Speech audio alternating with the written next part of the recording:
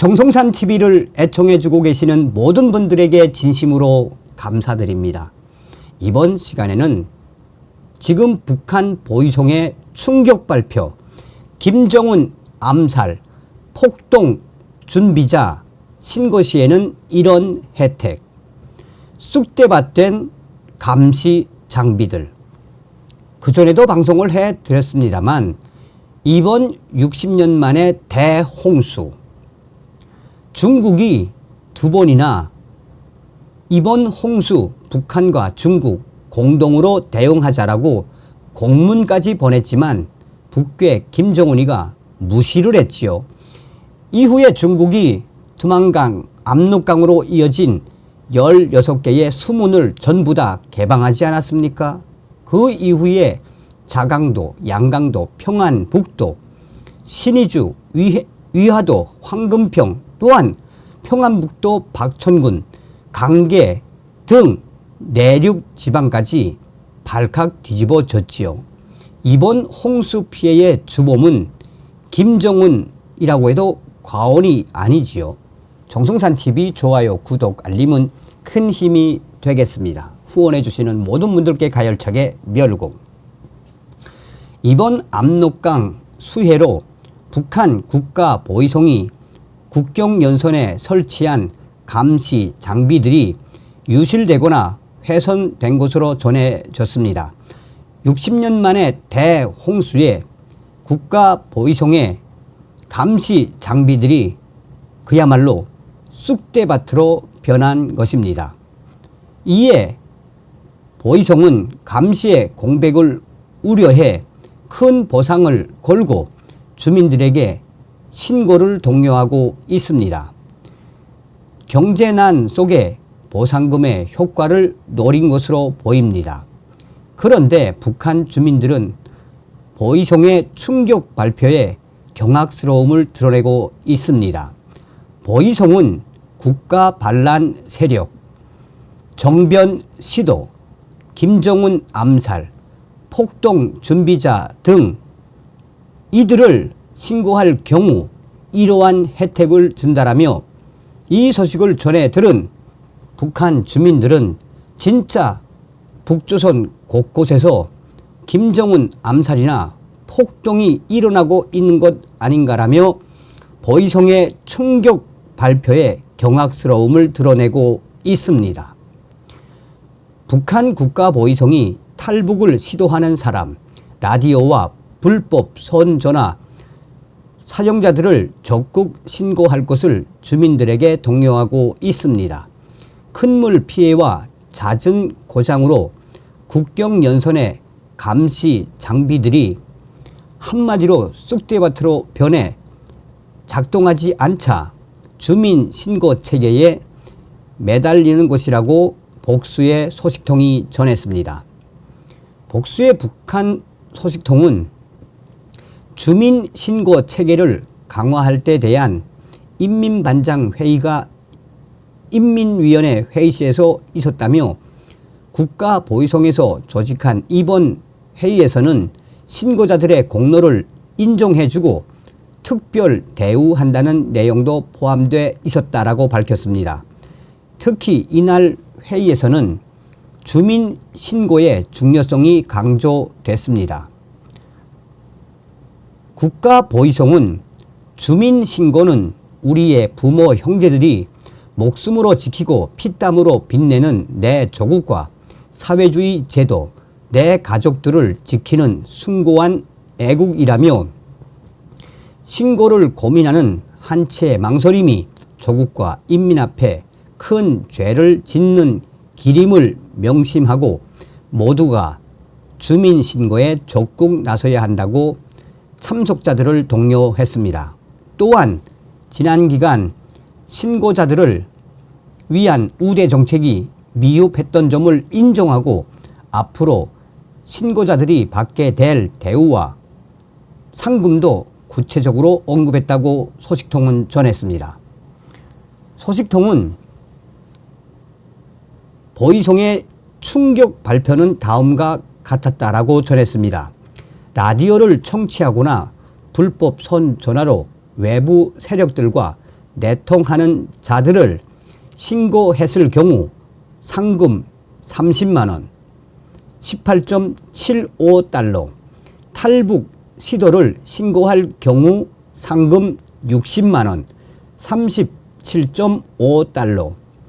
또한 국가 반란 세력, 정변 시도, 김정은 암살, 폭동 준비자 등을 신고할 경우에는 평양시를 비롯해 본인이 희망하는 곳에서 살도록 국가에서 집을 주고 특별히 배려해 준다는 것이 소식통이 전한 회의의 주요 내용입니다.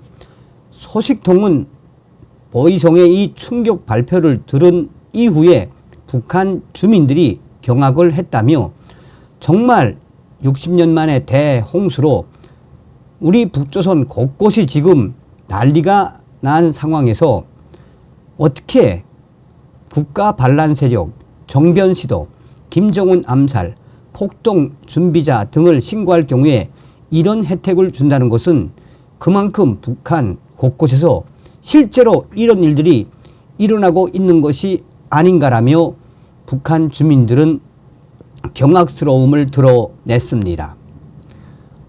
상금 30만 원이면 지금 북한 시세로 쌀 40kg가 넘는 큰 돈입니다. 특히 이전에도 불법 월경자, 탈북 시도자를 신고하면 포상금을 주기도 했지만 지금의 절반이 안 되는 액수였습니다. 이런 가운데 소형 라디오를 조립하거나 불법 손 전화를 갖고 있던 주민이 엄벌을 받은 사건도 잇따랐다고 소식통은 전했습니다.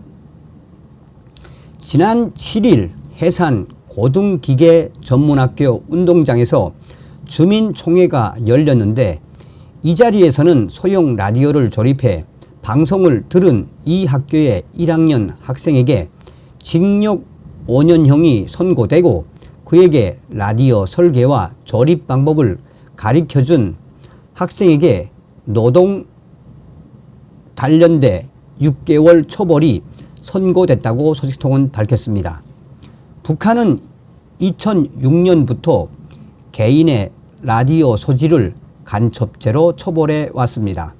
그러나 불법 손전화에 관한 처벌은 더 무거웠습니다.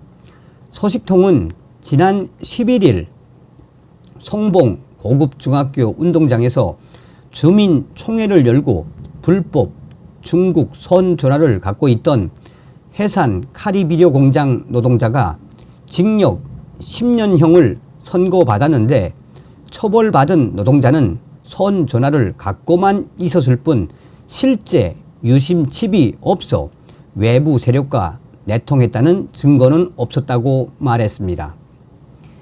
이와 관련해 양강도의 한 간부 소식통은 지난 30일 보위부가 주민신고에 큰 보상금을 건 것은 지금 현재 북조선 곳곳에서 반감정들이 터져나오고 있고 또한 이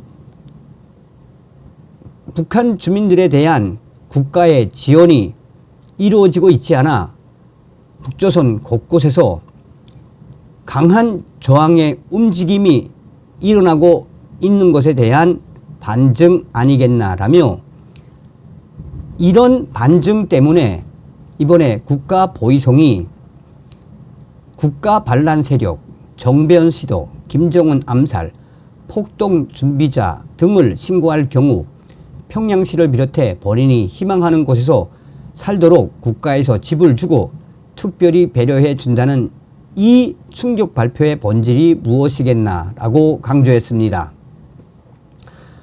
또한 이번 수해로 감시 장비에 문제가 생겼기 때문이라며 국가보위성 15국 전파감시국은 해산시 마산동과 신흥동, 탑성동과 연두동, 연풍동에 통신 감시 장비들을 설치하고 주야로 불법 손전화 전파를 감시해 왔지만 잦은 정전 등으로 고장이 잦은 데다 장비도 낡은 상태였는데 그나마 이번 수해로 일부는 완전히 파손되었다고 소식통은 전했습니다.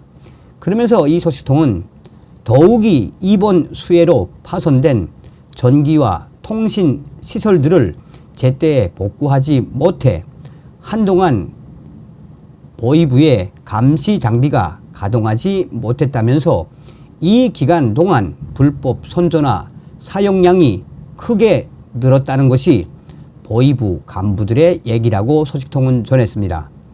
북한 당국은 고정 감시 장비 말고도 이동식 감시 장비를 활용 중인 것으로 알려졌습니다. 다만 이동식 감시 장비는 정밀도가 높지 않아 가까운 거리가 아니면 불법 휴대전화 사용자를 특정할 수 없고 휴대전화 전파가 터지는 상황만 파악할 수 있는 것으로 알려졌습니다. 수해로 쑥대밭이 된 보이성의 통신 감시 장비 이뿐이 아니었습니다. 주민들의 탈북을 막기 위해 압록강변에 설치됐던 국경경비대의 영상 감시 장비 CCTV들도 거의 물에 휩쓸려 갔다고 소식통은 전했습니다. 이 같은 감시 장비 훼손, 유실로 주민 단속에 공백이 생길 것을 우려한 국가 보이성이 주민 신고 체계에 매달리는 것인데 소식통은 앞으로 이 체계가 이외로 많은 성과를 올릴 것이라고 우려했습니다. 소식통은 사람들이 생활고에 시달리다 보니 이제는 돈이라면 가까운 친구나 부모, 형제도 가리지 않고 사기를 치고 범죄까지 서슴지 않고 있다며 국가나 체제를 위한 애국심이 아닌 높아진 보상금을 노린 북한 주민 신고가 앞으로 크게 늘어날 수도 있다고 말했습니다. 얼마 전에도 제가 단독으로 말씀을 해드렸지요. 중국의 쌀을 거부했던 김정은, 북한 곳곳에서 북한 주민들의 강력한 저항이 터지자 김정은이가 즉결 처형을 명령했지요. 다음 시간에 뵙겠습니다. 멸공.